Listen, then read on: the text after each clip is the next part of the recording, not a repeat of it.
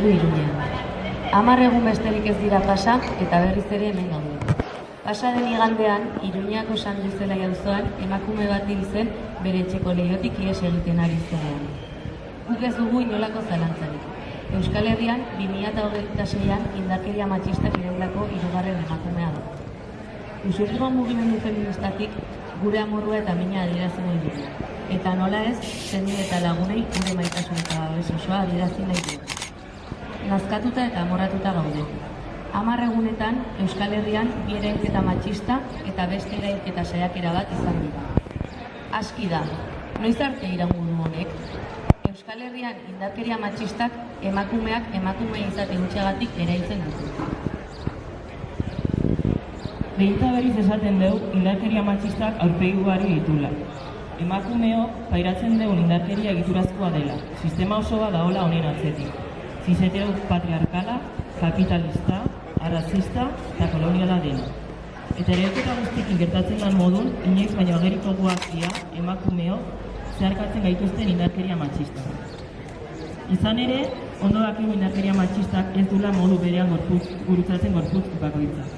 Eta argi dago arrazakeriak indarkeria areagotzen dula.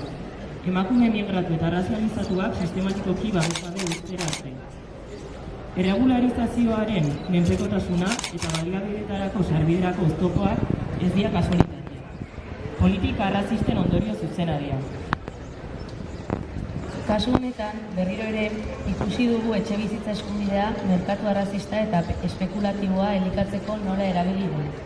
Eta guk argi dugu. Etxebizitza duinik gabe ez dago bizitza duinik. Eta ez dago indarkeriatik ihes egiteko aukerarik. Prekaritateak ez du soilik pobrezia eragiten. Arriskuan jartzen gaitu, eta kasu honetan hil egin du. Askotan salatzen dugu instituzioen erantzukizun falta, baina honetan irmoki salatzen dugu ere haien ardura falta. Indarkeria matxistak ertz asko ditu, eta emakumeok askotariko prozesu eta erretumoak ditugu.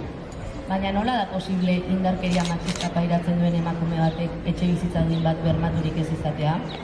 Non daude instituzioak funts putreak babestutako etxebizitzak erosten dituztenean? Emakumeak behar bezala hartatzea, baliabide guztiak haien esku jartzea, kasuen jarraipena egitea, naiz laguntza eta babesa ematea ere bada instituzio publikoen betebeharra. Eta emakumeak haien erasotzaileekin bakarrik uztea ardura gabekeria da.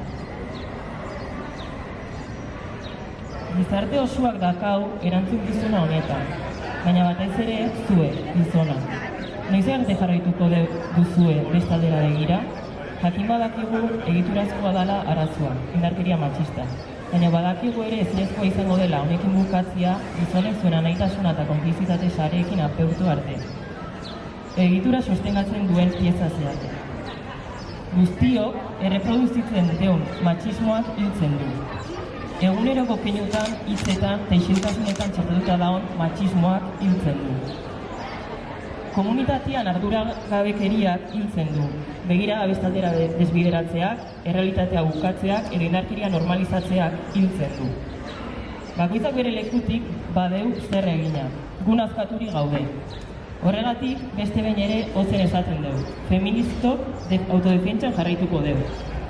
Gure artean aliantzak sortzen, gune seguruak eraikitzen, kolektibotasunetik politika egiten, behar den bezain bestetan salatzen eta kaleak hartzen. Egun egoera irauliko dugu denok aske bizi ahal izateko. Erasorik ez, erantzunik gabe. Martxan jarraituko dugu denak aske izan arte.